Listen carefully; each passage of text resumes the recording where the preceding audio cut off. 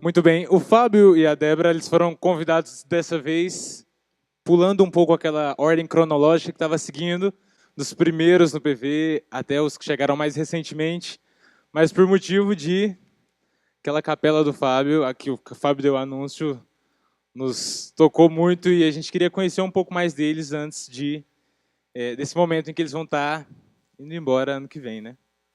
Então, Fábio, Débora, só pergunta tranquila, tá bom? Então, aliancismo, não, brincadeira, mas só pergunta tranquila. Para começar aquela perguntinha básica, como conheceram a Cristo e como foi o chamado para o ministério?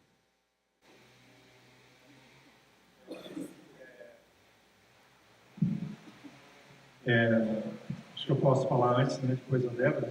Eu vim de um lar católico, né? Estava naquele processo de primeira comunhão, aquela coisa toda. Minha família, minhas tias estavam pagando todos os custos, né, desse processo, estavam animados. Aí nos mudamos de São Paulo para Minas Gerais por conta de uma emergência familiar e lá tivemos que reconstruir nossa vida. E foi lá que, no trabalho, 2 amigos me chamaram para ir numa igreja, a Igreja Batista.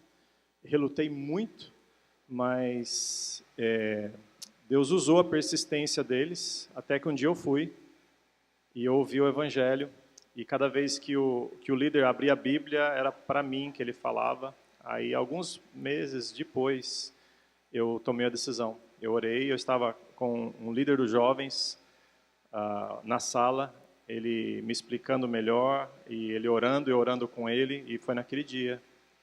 Foi 18 de setembro de 88. Foi 14 anos de idade. Glória a Deus por isso. Eu cresci num lar cristão, né? Meus pais são missionários, e com 7 anos eu lembro que eu fui, chamei meu pai, falei que eu queria orar, aceitando Jesus. Não lembro a data, mas lembro que eu estava em casa, e aí eles oraram comigo. Aí foi por volta assim dos 14 anos, 13, 14 anos, eu estava numa outra igreja que meus pais estavam ajudando, e o pastor pregou falando como Moisés não queria obedecer. Ele falava, Deus, manda o meu irmão, eu não. E falando, né, era sobre missões, como deveríamos obedecer. E aí foi ali que eu senti, né, que eu fazia isso, né? Eu falei, eu não, Deus, eu não quero. Eu já sou filha de missionário, eu não vou querer ser missionária também. Mas foi assim, com essa idade que eu entendi e entreguei minha vida para o ministério. E continuando essa mini biografia, como é que foi a questão do ida para o seminário? Vocês se conhecendo lá ou onde? Como é que foi isso aí? A ida para o seminário foi que eu estava na minha igreja, já envolvido, né? Aí um grupo do Palavra da Vida foi lá em Pouso Alegre, na minha igreja, e ficaram lá uma semana apresentando o ministério, missões, e num dos últimos cultos eles despertaram ou lançaram um desafio de entregar a vida para o ministério. Eu relutei muito, eu estava com 18 anos, aquela época na verdade eu ia fazer 18, né? Aquela época de se alistar para o exército. Aí eu falei, Senhor, eu não sei o que eu vou fazer do futuro, né? Se o Senhor me quer no ministério, eu gostaria de servi-lo. E eu quero entregar minha vida para o Senhor. Mas se for para servir o exército, eu vou. Mas depois do exército, eu vou me entregar para o ministério, né? E eu orei, e eu li em casa o texto de Isaías, que diz, eis-me aqui, envia-me a mim, né? Então não foi aquele chamado muito emocional, emotivo, né? Eu queria tomar uma decisão sem emoção, eu queria tomar uma decisão racional, porque eu sabia que a emoção ia passar, né? Aí eu fui me alistar, aí o rapaz perguntou, o que você quer da vida? Eu falei, olha, eu pretendo fazer um seminário, eu creio que Deus está me chamando. Usei meu linguajar na hora, aí o coronel lá, o general, sei lá, ele falou, não, já tem muitos jovens aqui que querem servir, no seu caso, então vai, serve lá, faz o que você quer. Aí eu falei, é resposta de Deus. Aí eu fui para o PV, né? E eu não conhecia a Débora no PV, eu conheci antes do PV, com 14 anos, no ano seguinte, na verdade, no carnaval eu conheci a Débora, a gente não estava no carnaval pulando.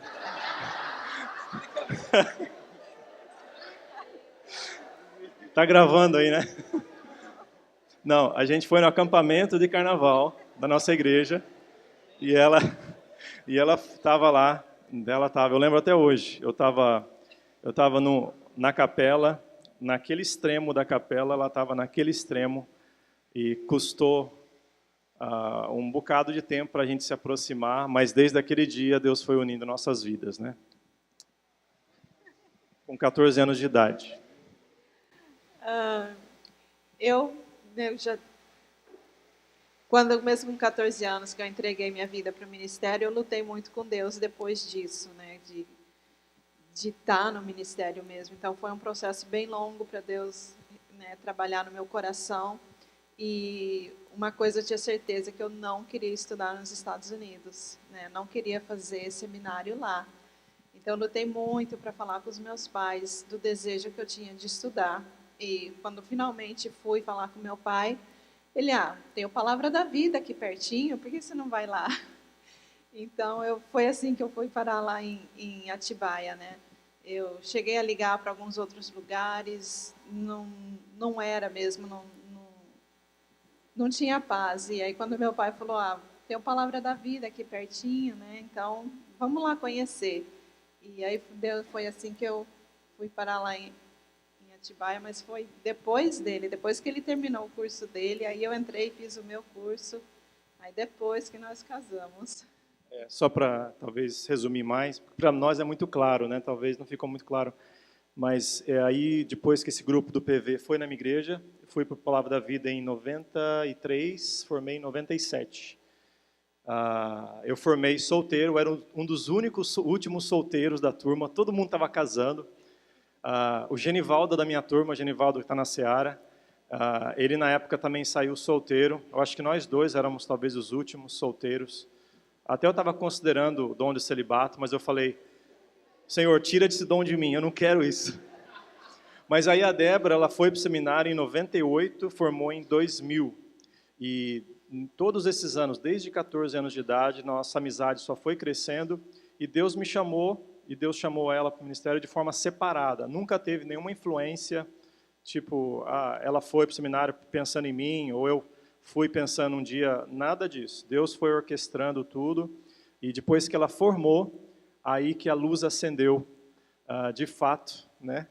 Aí foi isso aí. Então, desse tempo dos 14 até... É o meu microfone isso aqui? Obrigado. Dos 14 até a formatura e tudo, era bem amizade mesmo, assim. Nem passava na cabeça ou... Olha, a gente considerava, assim, de vez em quando, tinha épocas que mais do que outras épocas, mas para mim era muito irreal. Para mim era um sonho muito distante. Eu falava, nunca vai ser possível, né? Para mim, né? E eu lembro que eu cheguei a orar por qualidades de uma mulher que a Débora tinha. Mais ou menos assim, Senhor, prepara alguém tipo a Débora, assim, para mim, né? Sem citar nomes, né? Pra Deus. Sem citar nomes, Senhor, sem ajudar. Mas várias pessoas ao nosso redor queriam casar a gente. E eu percebi uma vez que eu fui lá em Atibaia visitar o Carlinhos, lembra o Carlinhos? O Carlinhos, ele é pastor lá em Minas Gerais, uma igreja presbiteriana. Que igreja que é? Não lembro. É Carlinhos, ele é formando lá no PV também. Eu lembro que eu fui uma vez em Atibaia para uma formatura, a Débora estava estudando lá, mas ele fez uma sabatina comigo.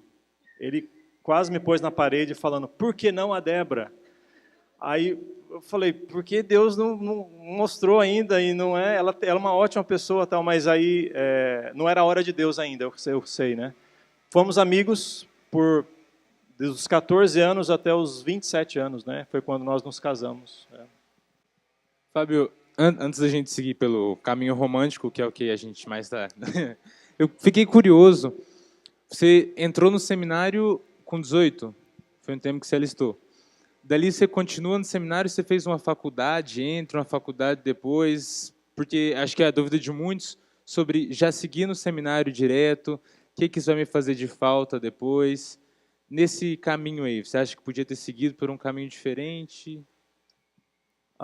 Tudo na nossa vida, na minha vida, foi mais lento, por alguma razão, né? 14 anos.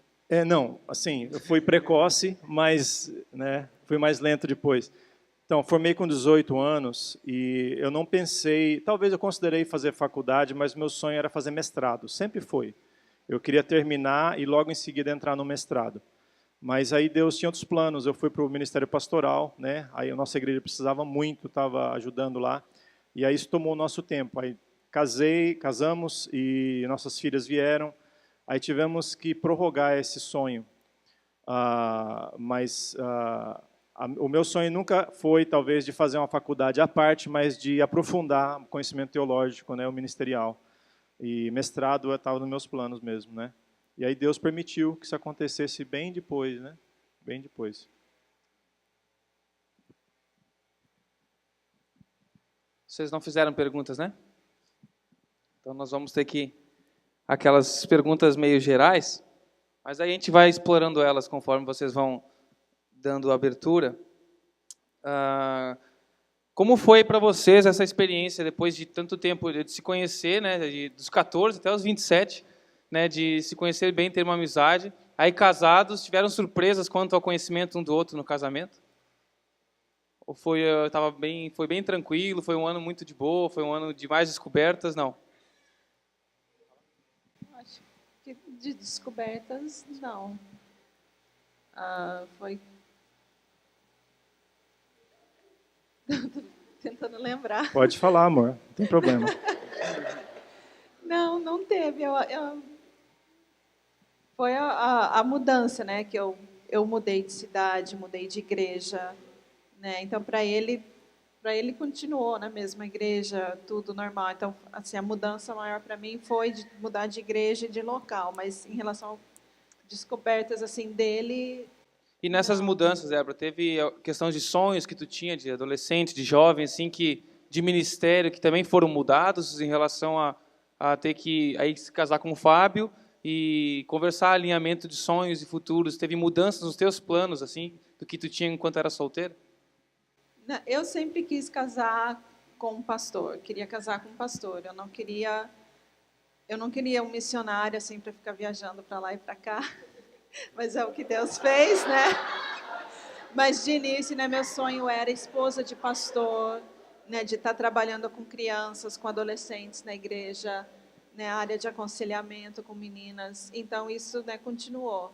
Como ele já era pastor de jovens quando nós casamos, então já tive isso, né, foi uma porta aberta para mim.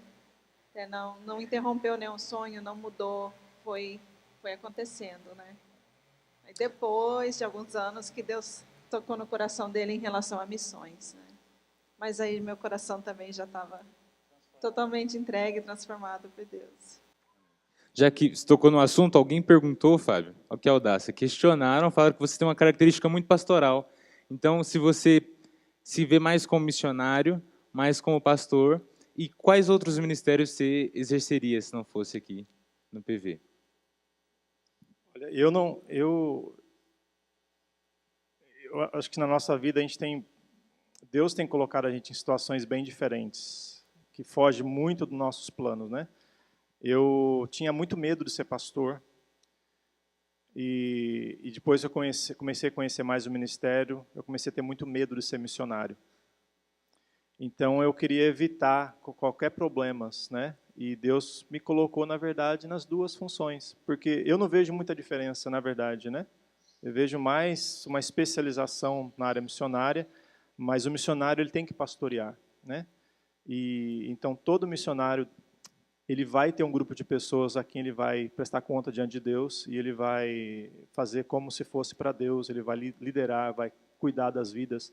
E todo pastor ele tem que ter aquele espírito desbravador, aquela visão que ultrapassa as quatro paredes e a visão missionária. Então, acho que é muito saudável para os dois terem essa mescla, né? O pastor ser um missionário e o missionário ser um pastor. Então, acho que Deus propositalmente colocou isso, fez a gente, jogou a gente de um lugar para o outro com um propósito.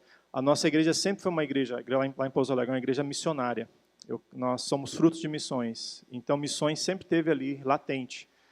E quando eu pastoreei, Eu nunca imaginava estar em missões, até que a Débora fez um estágio no último ano dela, antes de nós casarmos, e ela falou de missões, e eu relutei, mas depois de 5 anos, Deus já foi trabalhando e falamos, sim, nós vamos trabalhar como missionários também. Mas Foi como isso. missionário, assim, o que te move a estar aqui dentro do Palavra da Vida? Eu venho para cá, para um lugar que às vezes não é um campo que você vai, é pioneiro, sair como um missionário mesmo, mas é bem diferenciado nesse sentido, né? Uma instituição. O que te move a sair do ministério pastoral, lidar diretamente com as pessoas, lá aconselhando a vida real delas, prática no dia a dia, e estar aqui dentro? Eu acho que o potencial, né? A gente pensa, como que a gente pode ser mais efetivo para missões? Eu pensei, nós, pela nossa idade, pela nossa realidade agora sabendo muito mais, um filho com necessidade especial, a gente está bem limitado com relação a fazer muita coisa que vários poderiam fazer. Então a gente tem que usar as poucas balas que a gente tem nesse sentido com muita sabedoria, né? Então eu creio que agora mais que nunca é você investir em jovens que podem ir em lugares que a gente não poderia ir. Então, a gente poder investir na vida deles, né? Então, isso me motiva muito, né? Eu olho para a vida de cada jovem e vejo potencial. E eu falo, toma cuidado, que esse potencial pode ser para o mal também, né? Mas esse potencial de glorificar Deus, né? De dar o melhor para Deus e usar essa energia para a glória e alcançar o mundo inteiro aí, né? Então, eu fico alegre, nós ficamos alegres em ver que dos alunos aqui vai ter gente em todo lugar do mundo, né? Representando o mundo e eu quero ter parte nisso, né? Isso aí me motiva. E qual foi qual foi o maior desafio para você chegar aqui e assumir o setor vida já? Essa responsabilidade, liderança aí. Quais foram os desafios que você encontrou assim maiores? Primeiro foi uma surpresa assim para a gente. Na verdade, não foi tão surpresa. O Richard, ele tinha visitado a gente umas 2 vezes, quando a gente estava ainda morando lá fora, nos Estados Unidos. Aí ele foi falando, olha, temos essa necessidade, tal, e o setor vida era um deles. Só que eu não sabia a dimensão que era o setor vida. Eu achava, setor vida é um escritório que tem lá, e a gente vai realmente ali distribuir tarefas e eu vou supervisionar, né? Mas eu tinha esquecido que o setor vida... Na verdade, eu não sabia, porque lá em Atibaia, o setor vida funciona mais ou menos como aqui, né? Mas você olha quem está no setor vida, você não imagina o que está por trás. Então, para mim, era essa visão que eu tinha. Na hora que eu comecei a ver aos poucos como é que era, aí eu fui, onde que eu fui parar, né? E dependendo mais de Deus, eu falei, Senhor, ajuda, né? E eu e a Débora orando, e foi isso aí. Foi uma surpresa de certa forma. Mas a gente é grato a Deus, porque eu sei que Deus usa. Quando a gente se vê limitado, é aí que Deus usa, né? Eu acho que a glória é dele, na verdade, sempre dele, né? Então... Fábio, você falou de algumas limitações que vieram por ter um filho com necessidades especiais. Algum momento no ministério alguém tentou te desmotivar ou falar assim, talvez isso seja um sinal de que Deus tem um caminho diferente para vocês? E aí a pergunta mais é como lidar com essas posições, como vocês se mantiveram firmes no propósito de não, mesmo assim Deus está direcionando para o ministério. Eu acho que Deus usou muito a minha esposa nisso tudo, né?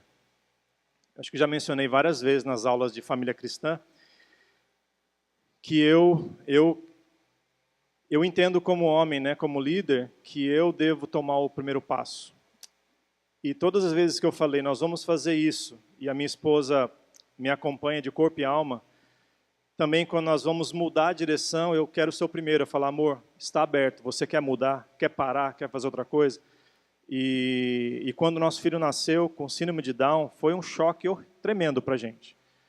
E eu perguntei para ela de novo, Débora, você quer mudar a direção de irmos para o Brasil, para o norte, quer fazer outra coisa? E ela respondeu sabiamente, né? Você quer falar o que você respondeu? Deus colocou o Daniel na nossa família depois que ele chamou a gente para cá, né? Ele chamou a gente para o Brasil e depois ele deu o Daniel. Então eu entendi que, né, isso não era, que o Daniel não era um motivo de não continuar. Era um novo ministério que Deus estava adicionando para a nossa vida. E realmente, lá mesmo nos Estados Unidos, conhecemos muitas famílias que a gente jamais teria conhecido, né, por ele ter síndrome de Down. E até mesmo nas igrejas que nós visitamos, as pessoas já olhavam para a gente diferente, né? E pessoas que tinham alguém na família com alguma necessidade, elas se sentiam encorajadas de ver que a gente que a gente não estava desistindo, né? Que era possível continuar, não era um motivo para não ir adiante. Então, a desmotivação, eu acho que foi mais, talvez, da nossa parte, o medo, né, que nós tínhamos do desconhecido. E eu estava aberto para mudar a qualquer hora, mas Deus usou minha esposa, usou outras pessoas para nos manter na linha, né, nos manter com o mesmo alvo. E algumas vezes eu tive meio que encorajamento, não de desistir, mas de abrir a mente para outras opções, né? Um pastor, inclusive em Atibaia, colega contemporâneo do PV, ele falou, olha, considera a possibilidade de fazer uma outra coisa que não seja o ministério, né? E aí depois eu pensei, mas por quê? Né? Mas ele estava falando do estresse que o ministério envolve, né? Da demanda que o ministério envolve. Mas eu não considerei, eu ouvi o conselho, mas eu não considerei como uma opção para mim, né? Eu acho que há tanta opção ministerial, que existe tanta necessidade na obra, que a gente tem que estar flexível, mas a família é parte do ministério, ela nunca é um estorvo para o ministério, né? Junto com os desafios, eu creio que vem muito aprendizado, né? Então, o que vocês têm aprendido em lidar com essa situação desde então? O que mais, se você pudesse falar uma lição que você tirou disso tudo, qual seria a principal? Eu creio, você pode falar, amor, se quiser, mas eu creio que a gente faz planos, né? Deus é que vai confirmar isso, e a gente nunca imaginava que essa surpresa para nós ia impactar tanto a nossa vida, né? A gente parece que a gente, de certa forma, o sentimento que a gente saiu um pouco da trilha do trem, e a gente às vezes está andando paralelamente. E então a gente vê Deus na sua soberania usando tudo isso e mostrando que essa é a vontade dele para nós, e ver que hoje a gente não escolheria algo diferente, porque a gente sente paz no coração que Deus nos quer, e a gente começa a olhar para pessoas ao nosso redor que estão na mesma situação, mas estão às vezes precisando de ajuda, e os nossos olhos não estão voltados para lá. A gente tem uma visão de ministério, igreja, que a gente não olha muito para os outros lados. E talvez Deus queira usar, talvez Ele permitiu isso na nossa vida para a gente poder participar, ajudando de alguma forma. Então eu vejo isso como mais uma opção ministerial. A gente está aberto para isso também, né? Deixa eu perguntar então uma outra coisa. Qual foi a maior aventura, loucura que vocês já fizeram juntos? Vocês têm uma cara de aventureiros.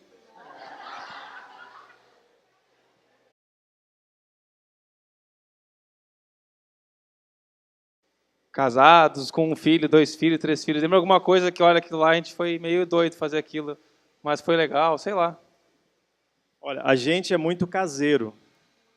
Se a gente puder escolher entre sair e ficar, a gente fica, né? Então, mas Deus, no seu senso de humor, sempre tem tirado a gente. Então a gente está sempre saindo, sempre, né, mudanças na vida, não por opção pessoal, mas por Deus guiar. Então eu falei, Débora, talvez uma das aventuras seja que nós dirigimos muito, mas muito, mas muito na nossa vida. E não porque eu quero, eu prefiro não dirigir. Eu prefiro, se eu pudesse pagar Uber para me levar para outro lugar e ficar em casa, eu faria. Mas Deus, Ele me fez atravessar, olha, não sei quantos quilômetros eu dirigi. E eu acho que a maior aventura é a gente sair de um lugar escaldante aqui e lá também nos Estados Unidos, tem uns lugares muito quentes, e ir para um lugar onde neve está quase te cobrindo, né? ter essa experiência assim, em menos de 24 horas, ir e voltar, né?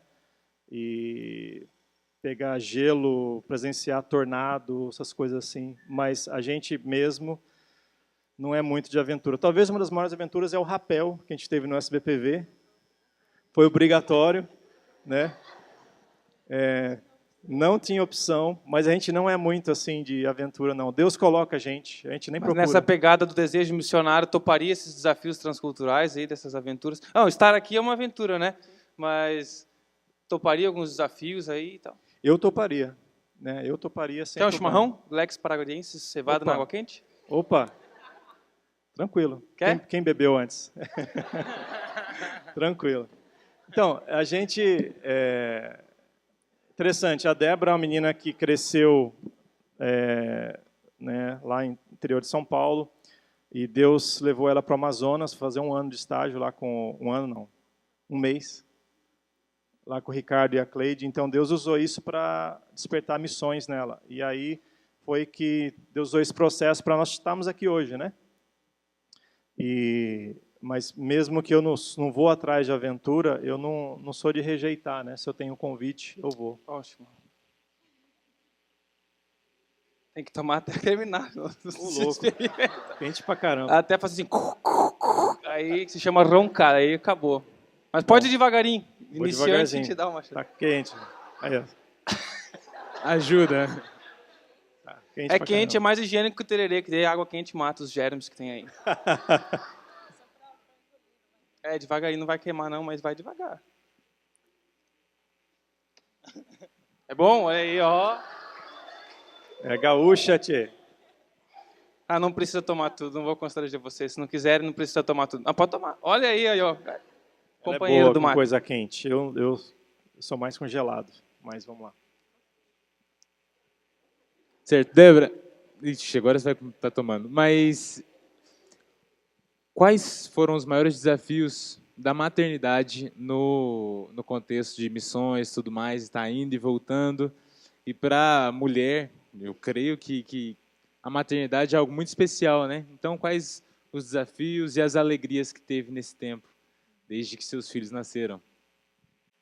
É uma coisa que sempre me assusta, me preocupa, eu mesma, né? A minha atitude, a minha postura, né, diante do que Deus está fazendo na minha vida, porque eu sei que minhas filhas estão me olhando, estão observando. Então, eu sempre me preocupo com isso, né? Que mensagem eu estou passando para elas? Desde que eu cresci num lar cristão, meus pais sempre deram, né? Meu pai admiro muito ele pela vida dele, sempre. Se eu levantava no meio da noite, meu pai estava no escritório, eu sabia que ele estava orando, né? Ele sempre firme lendo a Bíblia. E mesmo assim, com um bom exemplo deles, eu não queria ser missionária, né? Então eu sempre pensei, o que eu estou passando para as minhas filhas, né? Se eu tiver uma atitude negativa, elas não vão querer estar no ministério, né? Então, como mãe, eu penso nessa responsabilidade grande que a gente tem. A gente está em casa, os filhos estão olhando, eles estão vendo como que a gente conversa entre nós, como que a gente lida com qualquer situação que surge. Então, eu procuro sempre passar para elas, né? Tem dificuldades? Tem, mas em qualquer lugar vai ter. E o prazer de estar servindo a Cristo é maior. Então, eu procuro sempre passar isso para elas. Isso, né, como mãe, me preocupa. Né? Teve semana passada, eu não lembro, sei que estava tudo dando errado lá em casa. Eu falei, Fábio, eu estou me sentindo assim, a pessoa mais falha, mais fraca, como mãe, estou fazendo tudo errado, porque elas não estão me obedecendo, o que eu tenho passado para elas? Né? Mas vai ter dias assim, vai ter mesmo. Mas, né, no decorrer dos anos, tudo isso, desde pequenas, né, isso sempre está na minha cabeça, né? Elas estão te vendo, né? Você é um livro aberto para elas, então, e para o Daniel. Então, como mãe, eu penso nisso, né? De que mensagem eu estou passando para elas, como esposa de um missionário, esposa de um pastor. Fábio, se você pudesse dar 2 últimos conselhos para esses jovens aqui. Para os homens, que 2 conselhos você daria para esses homens aí no seu leito de morte? Se você tivesse ali nas últimas palavras, o que você diria para esses jovens? No leito deles, né? De No morte. leito deles.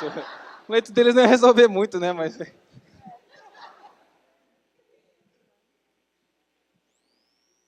Débora, vai pensando aí também em 2 para as meninas. A gente soube recentemente não, há algum tempo, né? Davi Merck revelou os potenciais do Fábio de imitação. Mas nós não vamos expor ele aqui, pedir nada, até porque a imitação envolve todo um contexto, né? Aquele ambiente que gera aquilo. Então, a gente não conhece as pessoas que ele imitava lá no seminário, então não vai ter graça para nós.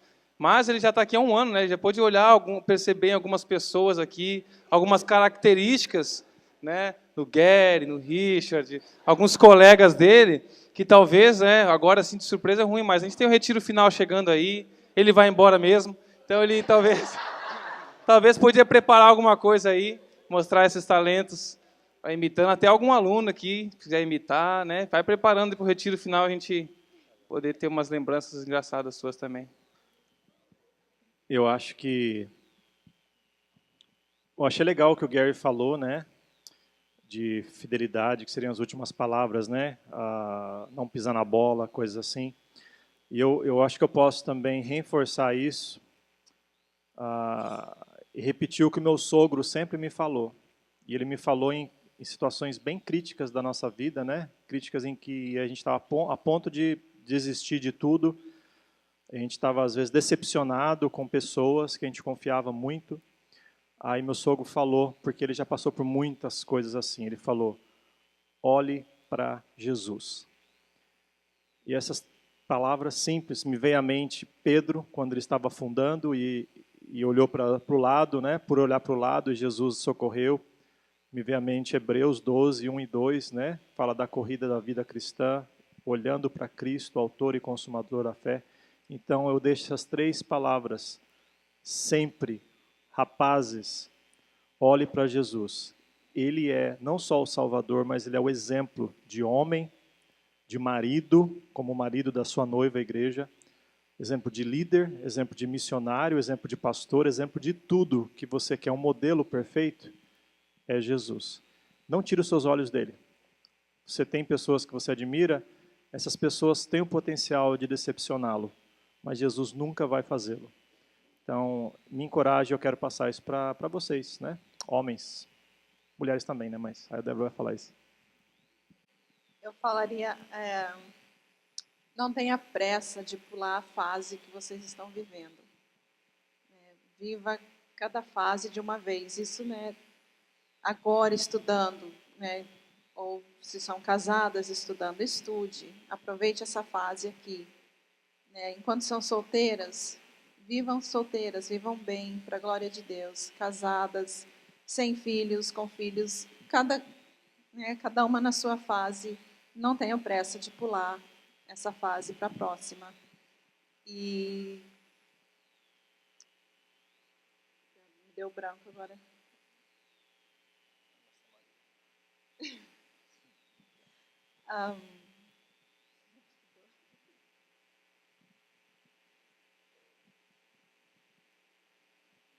Não pense que hoje está difícil. Hoje de manhã a gente estava falando disso, né? Eu e o Fábio aprendemos essa lição juntos.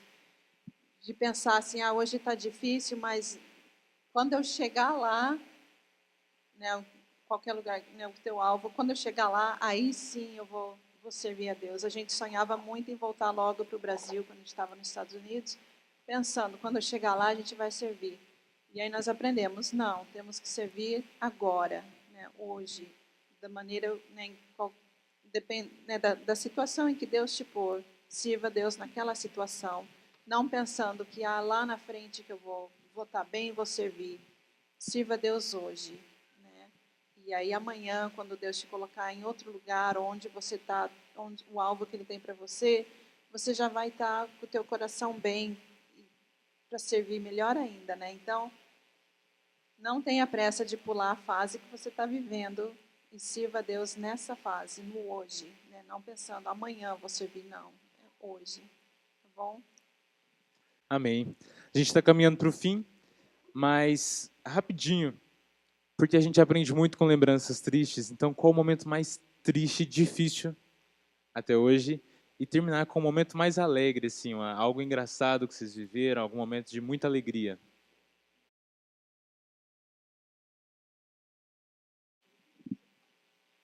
Acho que eu não quero passar uma mensagem errada para vocês, mas um dia que foi bem triste para a gente foi quando o Daniel nasceu, né? A surpresa como a maneira como os médicos falaram para a gente da síndrome de Down, porque a gente não tinha noção do que era síndrome de Down. Conhecia de pessoa, um homem na igreja dele que tinha síndrome de Down, mas era normal, né? Então nunca passou pela minha cabeça o que é síndrome de Down. Talvez aqui vocês também não saibam. Então quando o Daniel nasceu, né, fizeram aquele drama todo e ele nasceu bem, né? Ele nasceu bem.